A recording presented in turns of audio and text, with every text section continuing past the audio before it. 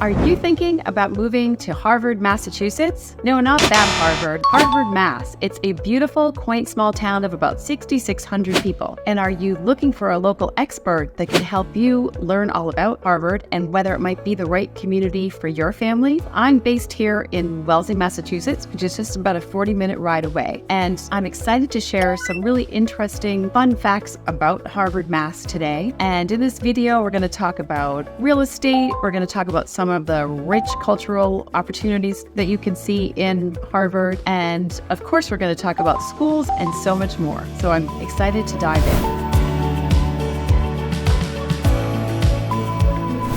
I'm Jane. I'm a realtor in Wellesley, Mass. Each week here on this channel, I release a different video about different communities, fun things to do, or things that you need to know before you relocate to Greater Boston. If you are thinking about moving to Greater Boston, please reach out and give me a call. Just this week, I was able to secure not one, but 2 homes for buyers that discovered me right here on this channel in a very competitive market. So I'm really excited and would love to be the person to help you and your family find just the right home. So first, let's talk about where Harvard is. It is west of Boston, northwest, off of Route 495. So it is a beautiful area with large lots for the homes and a very charming historic town center. And it's probably not a place that you're going to hop on a commuter rail and commute to downtown Boston. It's actually pretty difficult to do that as there's no commuter rail stop in Harvard. Because it is near 495, it does attract a lot of highly educated homeowners who are looking for a beautiful place to live that's convenient to the tech areas outside of Boston. So you're going to find all of that up and down 495. Some of the towns that are surrounding Harvard are Boxborough and Lancaster, Bolton and Ayr. So some really beautiful New England towns, which are not quite as hop and busy as some of the other communities that are more of an urban suburb that I've shared with you on this channel. One of the things that this town does have in common with the Wellesley, Weston, Wayland type of towns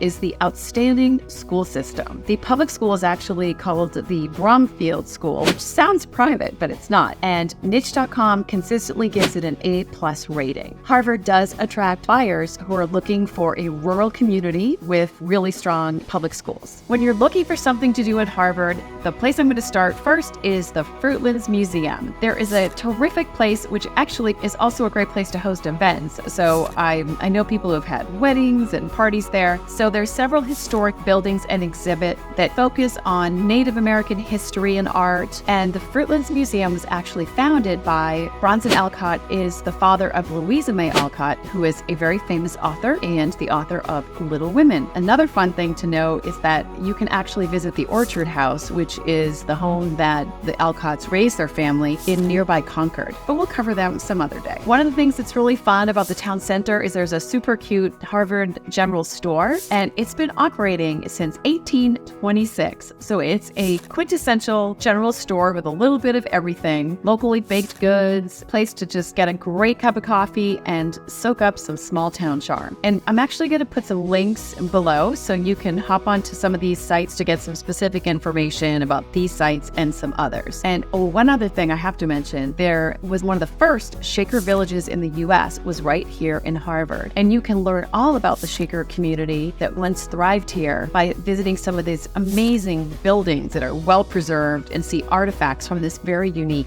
religious group. I'm going to share some statistics from December of 2023. So the median listing price in December 2023 was $1.2 million, and the median sold price was $950. So while these numbers might still sound a little bit high, you might be surprised to see just what you get if you're going to spend around $1 million in Harvard. Interestingly, there are a lot of antiques. There's homes as old as 1730 that are available for sale. And it's a little bit of a niche buyer that wants a home that old because a lot of times the ceilings can be quite low, or you might not have the typical contemporary floor plan that you're looking for. So it is a special buyer that will buy a home that old. However, a lot of them have been beautifully updated and gutted with, of course, all new, but they didn't even have electric back then, updated wiring. And I'm going to share with you just a couple interesting homes that sold sold recently. The first house I'm going to show you is actually not an antique. This house at 81 Old Shirley Rd, which was a custom built by a builder, and 4 beds, 2.5 baths, and 9 acres of land. So this is a far cry from Wellesley or Weston, where you might get 1/4 of an acre for $1.5 million. So anyway, as you can see, it's a really elegant, classic colonial home with a nice level front yard, plenty of room to park, and lots of woods and privacy on your 9 acres. This was probably the original kitchen from '94, but again, if you wanted to give this a quick facelift, it would be pretty easy to bring it into the 2020s. But nice tall ceilings, recessed lights, all these things that most buyers that are looking for, kind of that open floor plan for the kitchen family room being open with the dine-in area and the island with stools, and nice wood stove here in the corner,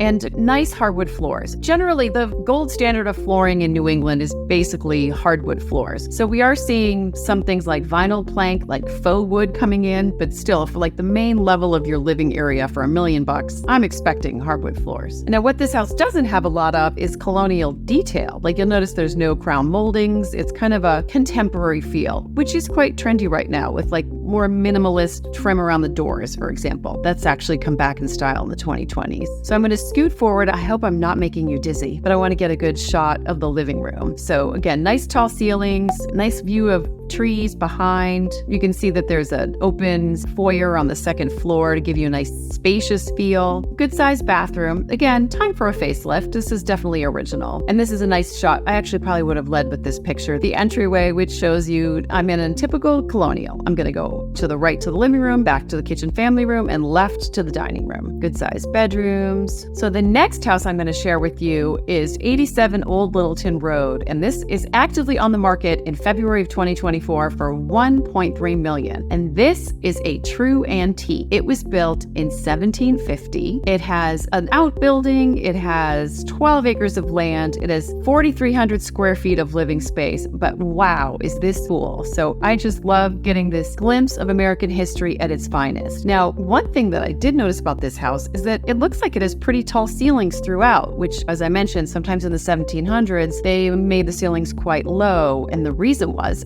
they wanted to make sure they weren't wasting heat when they were doing everything via a wood-burning stove. So here it is in the back. Here's some nice dormers. So typical of homes this age, they got added on to as needed. So you'll see an L here and a wing there. Here's a detached 3-car garage. For all we know, they were built that in for their first Ford in the 20s, and a beautiful old barn. So here we are back in the main house. So one of the things I really wanted to focus on in this house were these beautiful beams.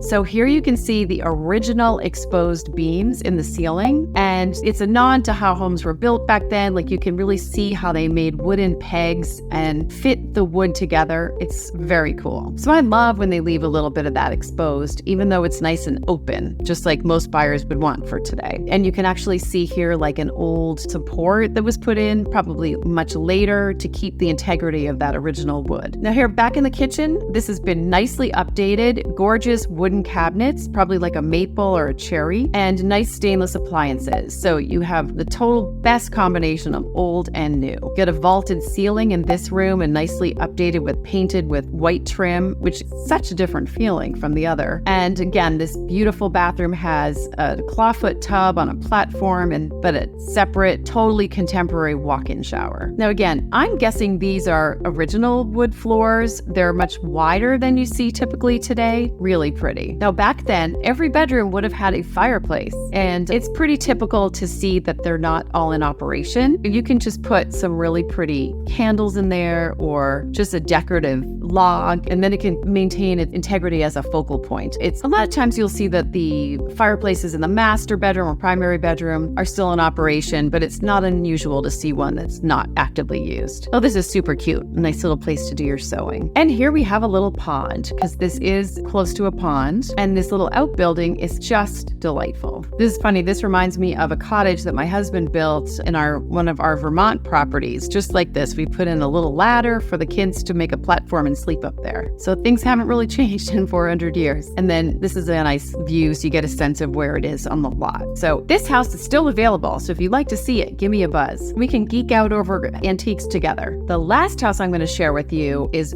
quite a beauty. It's on a 7-acre parcel and it's sold for $1.9 million in early 2024. Believe it or not, it only has 3 bedrooms and 3.5 baths, and it's 5,700 square feet. So it was built in 2011. So I just thought it was important to show you something that's sold on the higher end and just give you a sense of you get a lot for your money. And I'm guessing there's probably a place we could turn into a 4th bedroom, but absolutely stunning brick front, long range views of mountain tops, so pretty, and a very grand foyer. This is a custom build from 2011. So right when you walk in the door, of course, this is a very different feel from the other homes I've shown you today, but I love the light stone and the neutral walls. And again, you see this, I love that this 2nd level landing is open to this beautiful room. I love the transom windows over the French doors, so you bring in a lot of light that way. And here's a really pretty room with access to the wraparound deck. And again, these beautiful light all around transoms on top of the doors. That is just gorgeous and expensive to build, I can tell you from experience. So the kitchen has a really nice contemporary vibe, very clean, lots of recessed lights, and very contemporary cabinetry, which is totally back in style for 2024. Really pretty. I love this horizontal finish on the wood. Little dine-in kitchen action. And now here we're talking. Now this is a beautiful tiled bath, very elegant and funky and traditional and contemporary. But nice bedrooms too, a ton of space. This is 5,700 square feet. So my guess is the reason they're calling this a 3-bedroom house is about the septic. So this is 3 floors of living space. So there's a lot on the lower level, which is fine. Original Dover videos or Weston videos, I talk all about septic systems. If you're not familiar with them, shoot me a message and I'm happy to send you a link. But basically they do it by the number of bedrooms. So if it was a 3-bedroom septic, they can call it, can be a 10,000 square foot house. They're still going to claim it's only 3 bedrooms. So anyway, this house is quite elegant with a lot of really high-end finishes. And for example, in this bedroom, you can see that there's this very funky fireplace on the wall. Just love it. Super cool finishes, a very expensive luxury build with lots of all this glass and all these extra windows really make your construction cost higher. And when you're out on this pretty deck, you have this lovely view of the sloping yard. And here we are back in the family room. And this is a 2nd kitchen. This is the lower level walkout kitchen, just in case you were getting confused. And of course, there's a pool table. So I love this deck. I love the spaciousness and the long range views. And of course, what a beautiful grill. So there's 3 interesting properties, that 1 that's active and 2 that recently sold in Harvard. So I hope you enjoyed that little snippet of what Harvard, Mass has to offer. And make sure you check out those links in the comments to take you to some of those historic sites. So if you are moving here and would like to get a conversation started, just send me an email or give me a buzz and I can talk to you about what it is like to work with me and how I'm going to help you find just the right home for you and your family. So basically the steps are, we'll have an introductory call where I get a sense of your timing and what you're looking for, and make sure you're connected with a lender. In this super tight environment with very little inventory or very few homes to buy, it's important to put your best foot forward with your very first offer, because typically you're going to come up with competition for any house that we're going to go after. So one of the ways I make you look super attractive to sellers is by having you pre-approved and make you feel comfortable about exactly where you are financially. Then we get to the fun part where you share homes you like with me and I'll start looking for just the right homes to show you. And once you schedule a trip to visit, I'm all yours and I'll take you to see any homes you want and help introduce you to the different communities that feel like the right fit. And then we'll make it a competitive offer and find just the right house. So if you have any questions, please feel free to reach out, and any questions or thoughts, leave it in the comments. And thank you so much for watching.